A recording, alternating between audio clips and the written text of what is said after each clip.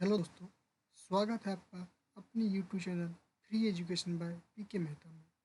आज मैं लेकर आया हूँ क्लास 10th का सोशल साइंस का वो सभी प्रश्न जो बच्चे क्लास 10th बोर्ड एग्ज़ाम की तैयारी कर रहे हैं 2023 के लिए। ये वीडियो उन लोगों के लिए काफ़ी फ़ायदेमंद होंगे।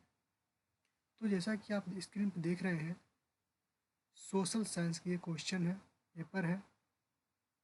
ओके, ये जो बच्चे 2023 बोर्ड एग्ज़ाम की तैयारी कर रहे हैं, ये उनके लिए काफ़ी कंपलसरी लिखा भी है, काफ़ी क्या हुआ फ़ायदेमंद होगा। ठीक है, तो इसमें टोटल क्वेश्चन जो रहेंगे आपको 112 क्वेश्चन दिए जाएंगे सोशल पेपर में। ठीक है, जो कि 80 नंबर के होंगे। इसमें से आपको जो ऑब्जेक्टिव क्वेश्चन रहेंगे वो टोटल आपको 80 दिए जाएंगे, जिसमें कि आपको अटैच करना। ठीक है, 50 क्वेश्चन बनाने हैं आप। ठीक है, चलिए तो पहला क्वेश्चन हम लोग चलते हैं।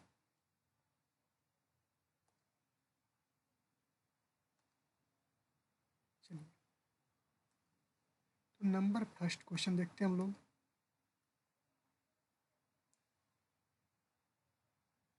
नंबर पहला क्वेश्चन है कि भारतीय जनता पार्टी को किस पार्टी का पुनर्जन्म कहा जाता है?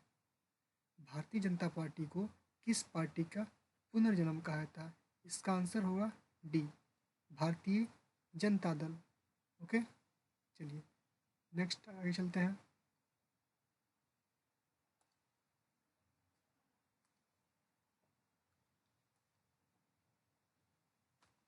प्रश्न नंबर 2, दलित पैंथर्स नामक दलित पैंथर्स नामक संगठन की स्थापना किस राज्य में हुई थी? तो दलित पैंथर्स नामक संगठन की स्थापना महाराष्ट्र में हुई थी। Option C is right answer. Okay, next है तीसरा क्वेश्चन। कौन सा संवैधानिक संशोधन नगरीय स्थानीय स्वशासन से संबंधित है? इसका ऑप्शन हो जाएगा हमारा 74वां। ओके, नेक्स्ट है बलवंत राय मेहता समिति ने अपने प्रतिवेदन में कितने स्तरीय पंचायती राज व्यवस्था की सिफारिश की थी? इसका ऑप्शन हो जाएगा त्रिस्तरीय। C is right answer. Okay, next है हम लोग का पांचवा क्वेश्चन।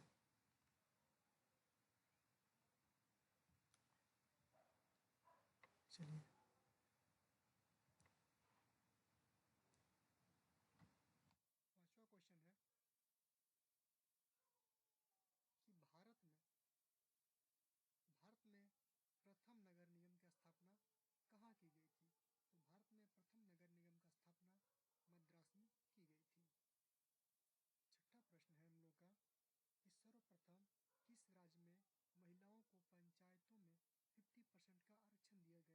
वो राज्य हमारा Bihar. Option C is right answer. सातवां प्रश्न, दल बदल कानून निम्न में से किस पर लागू होता है? दल बदल कानून जो है सांसदों और विधायकों पर लागू होते हैं। Option A is right answer.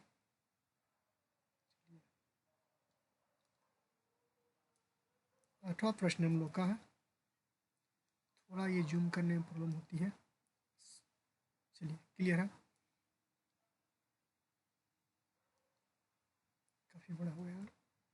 चलिए आठवां प्रश्न है, क्षेत्रवाद की भावना का एक कुपरिणाम है। क्षेत्रवाद की भावना का एक कुपरिणाम क्या है? ऑप्शन हमारा डी होगा क्या, अलगाववाद। चलिए अर्थशास्त्र पुस्तक, नौवां प्रश्न हम लोग का, अर्थशास्त्र पुस्तक किसने लिखी थी? ऑप्शन हो जाएगा डी, मेगास्थनीज ने। 10वां प्रश्न है, इनमें से किस देश की संघीय व्यवस्था अन्य से अलग है? इसका ऑप्शन हो जाएगा हम लोग का भारत, कनाडा, संयुक्त राष्ट्र अमेरिका। ये सभी क्या हम लोग का सा मिलता जुलता हम लोग का इसका संघीय जो व्यवस्था है, ये सभी मिलता जुलता है। इनमें से कोई नहीं आंसर होगा। ठीक है, option D is right answer. चलिए 11 नंबर प्रश्न है, भारत की संघीय व्यवस्था निम्न में से किससे प्रभावित है? इसका ऑप्शन हो जाएगा ए कनाडा। चलिए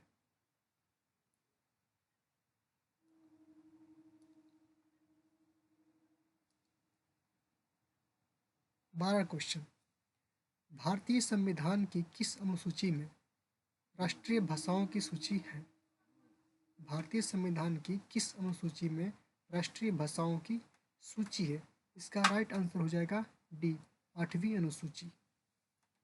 13वां प्रश्न, किस विधानसभा के चुनावों को कराने की जिम्मेदारी है? राज्य विधानसभा के चुनावों को कराने की जिम्मेदारी किसे है? इसका सही आंसर हो जाएगा हम लोग का भारतीय चुनाव आयोग। 14 प्रश्न, शिक्षा को संविधान की किस सूची में रखा गया है? शिक्षा को संविधान की किस सूची में रखा गया है? इसका ऑप्शन होगा समयवर्ती सूची। चलिए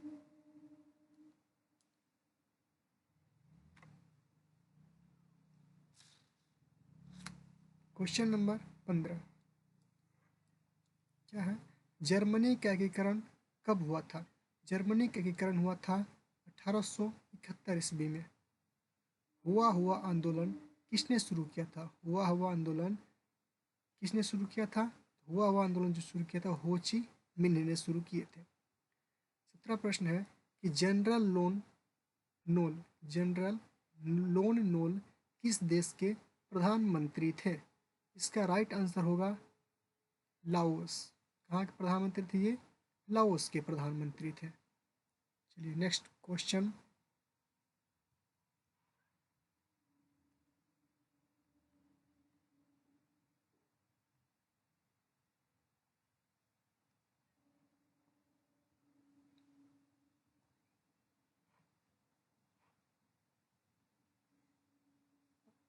मार्च 1946 में फ्रांस और वियतनाम के बीच होने वाला समझौता किस नाम से जाना जाता है? तो मार्च 1946 में फ्रांस और वियतनाम के बीच होने वाला समझौता को किस नाम से जाना जाता है? इसका ऑप्शन होगा हनोई समझौता। हनोई समझौता इज राइट आंसर। 19 प्रश्न, गांधी जी ने साबरमती आश्रम की स्थापना कहाँ की थी? इसका ऑप्शन होगा हम लोग का बी अहमदाबाद में। चलिए 20वां नंबर, कांग्रेस के किस अधिवेशन में स्वशासन की जगह स्वराज्य का लक्ष्य प्रस्तावित किया गया था? कांग्रेस के किस अधिवेशन में स्वशासन की जगह स्वराज्य का लक्ष्य प्रस्तावित किया गया था? इसका सही आंसर होगा सूरत अधिवेशन। Option A is right answer. चलिए नेक्स्ट प्रश्न है, दांडी यात्रा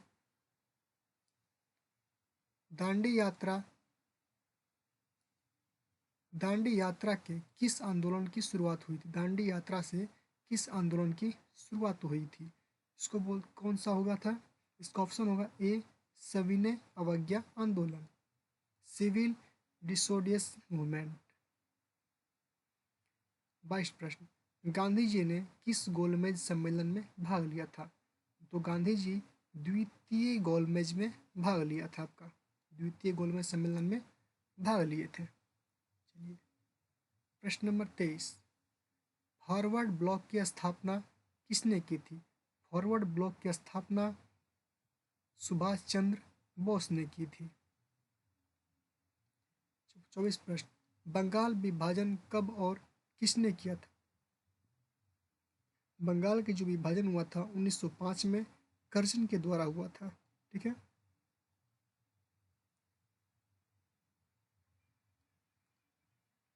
चलिए नेक्स्ट प्रश्न है, निम्न में से कौन मित्र राष्ट्र नहीं है? इसका ऑप्शन होगा डी ब्रिटेन क्या हम लोग का मित्र राष्ट्र नहीं है। ओके 26 नंबर, स्वराज पार्टी का प्रथम सम्मेलन कहाँ हुआ था? स्वराज पार्टी का प्रथम सम्मेलन इलाहाबाद में हुआ था। ठीक है 27 नंबर, इनमें से किसने पावर लूम का आविष्कार किया था? एडमंड कार्टराइट ये जो थे पावर लूम का आविष्कार किए थे।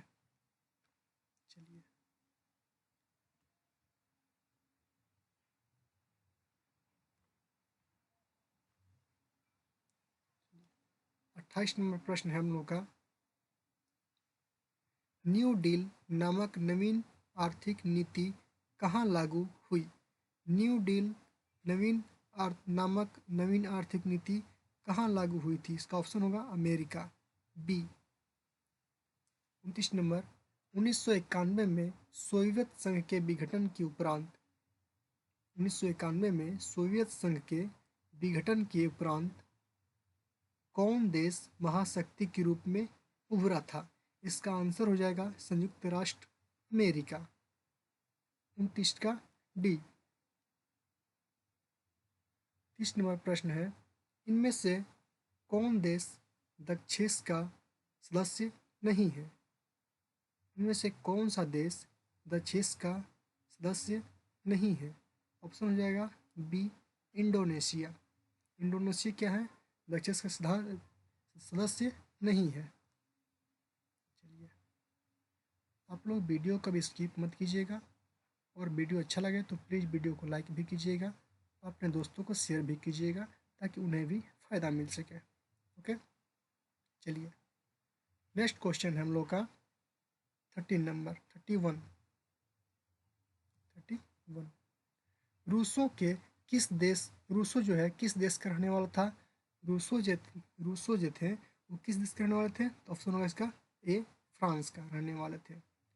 अल हिलाल का संपादन किसने किया था? अल हिलाल का संपादन मौलाना अब्दुल कलाम आज़ाद ने किए थे। ओके, चलिए 23 नंबर, गुटेनबर्ग ने सर्वप्रथम किस पुस्तक की छपाई की? गुटेनबर्ग ने सर्वप्रथम किस पुस्तक की छपाई की थी? तो गुटेनबर्ग जो पहला पुस्तक छपाई किए थे वो था हम लोग का बाइबिल। ओके, चलिए, महात्मा गांधी ने इनमें से किसका संपादन किया था? महात्मा गांधी जो थे यंग इंडिया का संपादन किए थे। चलिए नेक्स्ट क्वेश्चन है,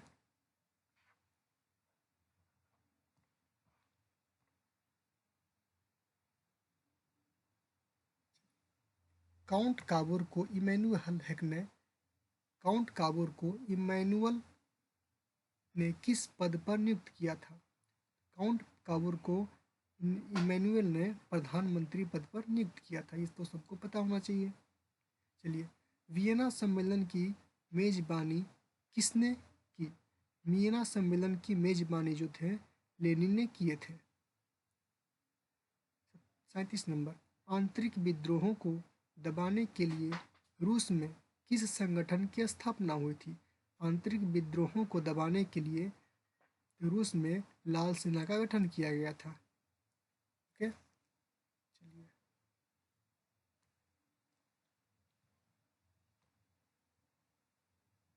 38, चलिए, भारत में उपभोक्ता संख्या संरक्षण अधिनियम की घोषणा कब हुई थी?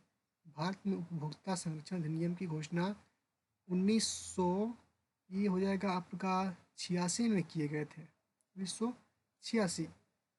विश्व उपभोक्ता अधिकार दिवस कब मनाया जाता है?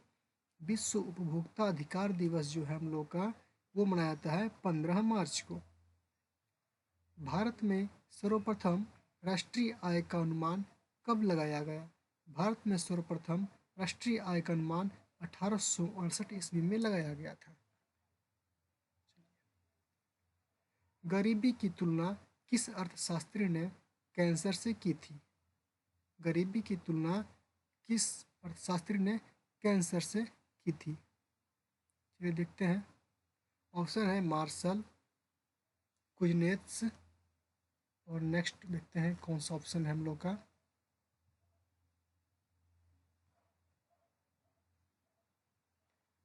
मार्शल, कुजनेस, पीगू और आदम स्मिथ, इसका ऑप्शन होना चाहिए। मुझे लगता है इसमें ऑप्शन जो ए है आई थिंक हो सकता है, बट रियल इसका आंसर जो होता है वो था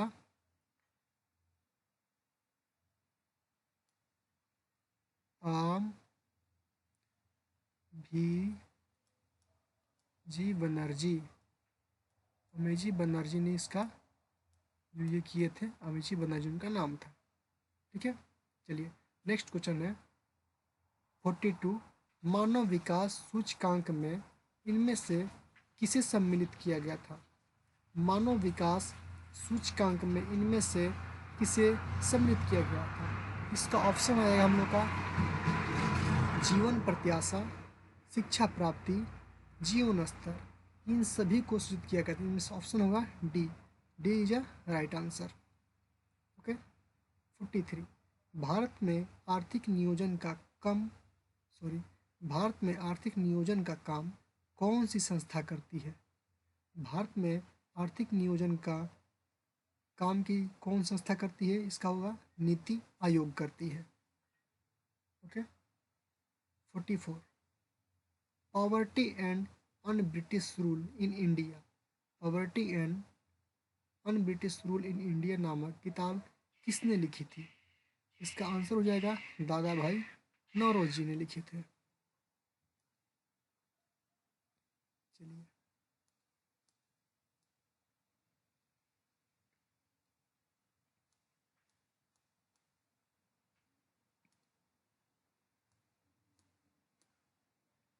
नेक्स्ट क्वेश्चन है स्वीडन की मुद्रा क्या है? स्वीडन की मुद्रा क्या है? Krona. Option C is right answer, krona. निम्नलिखित में से कौन भारत का सर्वोच्च बैंकिंग संस्थान है? इसका आंसर हो जाएगा स्टेट बैंक ऑफ इंडिया। चलिए नेक्स्ट है 47। मानव के सर्वांगीण विकास एवं सामाजिक आर्थिक विकास के लिए सबसे महत्वपूर्ण तत्व क्या है? पूंजी, जनसंख्या, शिक्षा और धन। तो धन ये क्या होगा? Option B is right answer, धन। चलिए 48। इनमें से कौन भारतीयों के जीवन निर्वाह का मुख्य साधन है? कृषि। भारतीयों का जीवन निर्वाह का मुख्य साधन क्या है? कृषि है। चलिए प्राथमिक क्षेत्र में कौन सी आर्थिक क्रिया शामिल है? खनन। Option A is right answer. 50 number. सोने के आभूषणों की गुणवत्ता सुनिश्चित करने के लिए किस मानक चिन्ह का प्रयोग किया जाता है? Hallmark. Option C is right answer.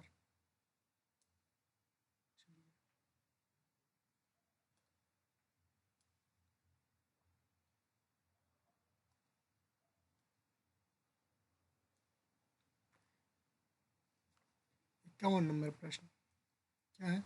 इनमें से किस संस्था का गठन 1954 में किया गया था? 1954 में किस संस्था का गठन किया गया था?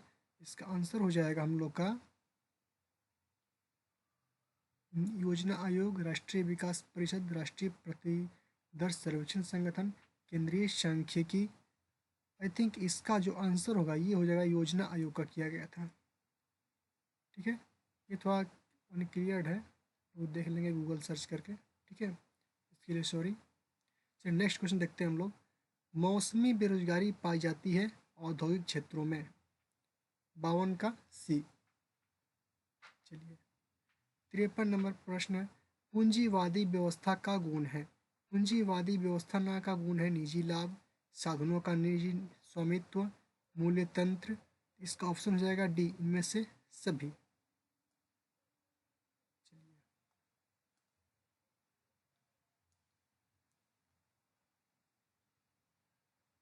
54 नंबर प्रश्न तरुण भारत संघ की स्थापना सॉरी तरुण भारत संघ का संबंध किस राज्य से है? तरुण भारत संघ का जो संबंध है वो हो जाएगा राजस्थान से है। Option A. रूस के सहयोग से किस विद्युत संयंत्र का निर्माण किया गया है? रूस के सहयोग से किस विद्युत संयंत्र का निर्माण किया गया है? वो होगा कलपक्कम परमाणु विद्युत गृह।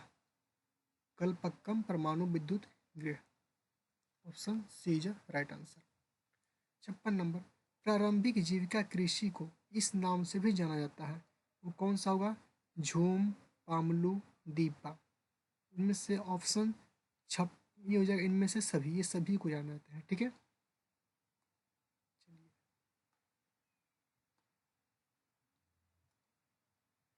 56 हो गया था, चलेंगे 57 में। डेक्कन ओडेसी, डेक्कन ओडेसी किस राज्य में चलाई जाती है? डेक्कन ओडेसी जो है वो हम लोग का महाराष्ट्र में चलाई जाती है। ठीक है। भारत में वायु परिवहन का राष्ट्रीयकरण कब किया गया था? भारत में वायु परिवहन का राष्ट्रीयकरण 1953 में किया गया था।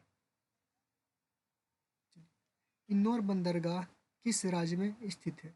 इंदौर बंदरगाह जो है हम लोग का इंदौर बंदरगाह जो है तमिलनाडु में स्थित है।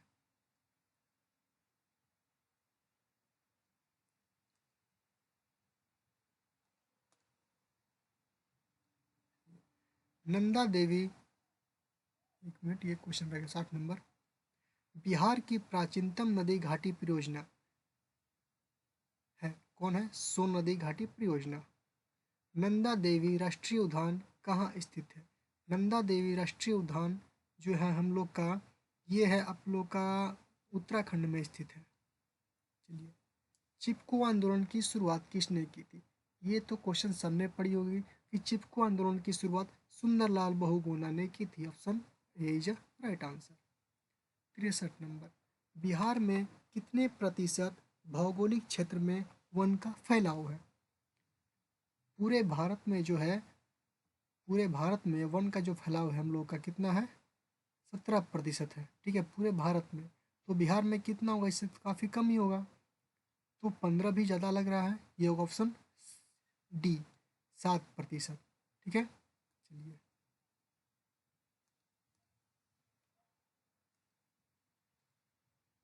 नेक्स्ट क्वेश्चन है 64 नंबर। यस, 64 नंबर होगा। इनमें से कौन कार्बनिक खनिज नहीं है? इनमें से कौन कार्बनिक खनिज नहीं है? बिटुमिनस, खनिज तेल, प्राकृतिक गैस। इनमें से सभी। Option D is right answer. चलिए 65। सीमेंट उद्योग का कच्चा माल कौन सा है? चूना पत्थर, ये सबको पता होना चाहिए। चलिए, भारत का पहला तेल शोधक कारखाना कहाँ है? मुंबई में है।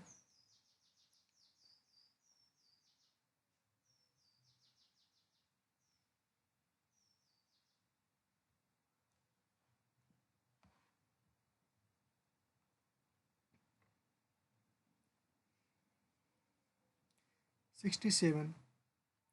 मुंबई हाई प्रसिद्ध है इसलिए, ये क्वेश्चन आप लोग देख लीजिएगा।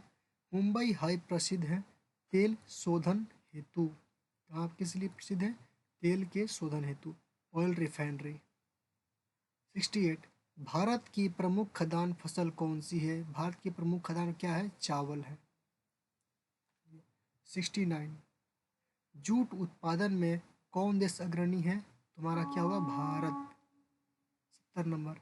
इन राज्यों में कौन लौह अयस्क का अग्रणी उत्पादक है? ओडिशा। लौह अयस्क जो है ओडिशा में सबसे ज़्यादा ये काफ़ी उत्पाद होता है। ठीक है, चलिए प्रश्न नंबर 61 से देखेंगे हम लोग। चलिए, क्या है? किसे भारत का रेशम नगर कहा जाता है? किसे, सॉरी, बिहार का रेशम नगर कहा जाता है? तो सिल्क सिटी से हमारा बिहार का जो है भागलपुर प्रसिद्ध है। Option D is right answer. इससे बोलते हैं हम लोग सिल्क सिटी। ओके। बिहार की अर्थव्यवस्था में किस क्षेत्र का सर्वाधिक योगदान है? बिहार की अर्थव्यवस्था में कृषि का सर्वाधिक योगदान है। बिहार की अर्थव्यवस्था में 72 है ना, तो बिहार की अर्थव्यवस्था कृषि होगा, डेफिनेटली होगा। चलिए 73। बिहार की बड़ी त्रासदियों में से एक है सूखा, भूस्खलन, ये भी नहीं होगा, भूस्खलन भी नहीं होगा, बाढ़ ये होगा। ठीक है, बिहार की बड़ी त्रासदियों में से एक है हमारा क्या है? बाढ़ है।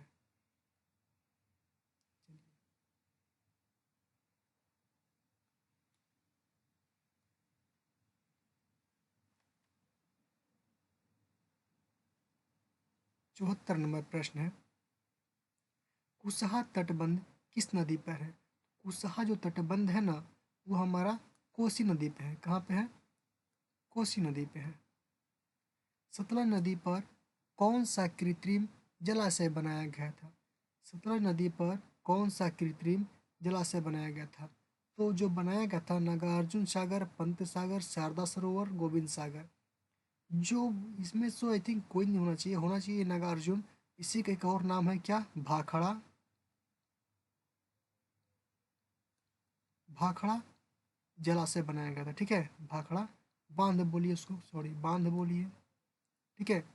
सतलज नदी पर कौन सा कृत्रिम बनाया गया था, तो भाखड़ा बांध मिलेगा या फिर नागार्जुन, दोनों ऑप्शन सही है, ठीक है। चलिए 60 सॉरी 76, आपदा प्रबंधन का मुख्य घटक कौन सा है। आपदा प्रबंधन का मुख्य घटक कौन है। स्थानीय स्वशासन, ये भी स्थानीय स्वशासन क्या हुआ देखते हैं। गांव मोहल्ले के लोग, ये तो बिल्कुल नहीं होगा। स्वयंसेवी संगठन, ये भी नहीं होगा, इनमें सभी नहीं। आपदा प्रबंधन का जो मुख्य प्रमुख घटक होते हैं वो होते हैं स्थानीय स्वशासन, ठीक है। 77, सुदूर संवेदी उपग्रह का प्रयोग किसके लिए किया जाता है। दूर संचार के लिए भी किया जाता है, संसाधनों की खोज के लिए भी किया जाता है, और हमारा ऑप्शन क्या है, मौसम विज्ञान के लिए भी किया जाता है, और इनमें से सभी के लिए किया जाता है, ठीक है। इनमें से सभी के लिए किया जाता है। डी होगा ऑप्शन हमारा, 77 का ऑप्शन डी होगा। चलिए 78, 26 दिसंबर 2004 को विश्व के किस हिस्से में भयंकर सुनामी आया था। 26 दिसंबर 2004 को हिंद महासागर में जो है भयंकर सुनामी आया हुआ था, ठीक है। 79, भारत में अत्यंत विनाशकारी भूकंप कब आया था। तो भारत में जो है 1934 में बहुत ही भयानक और विनाशकारी भूकंप आया था। चलिए, सुनामी किस भाषा का शब्द है। सुनामी, सुनामी जो है जापानीज भाषा है, जापानी भाषा है, ठीक है।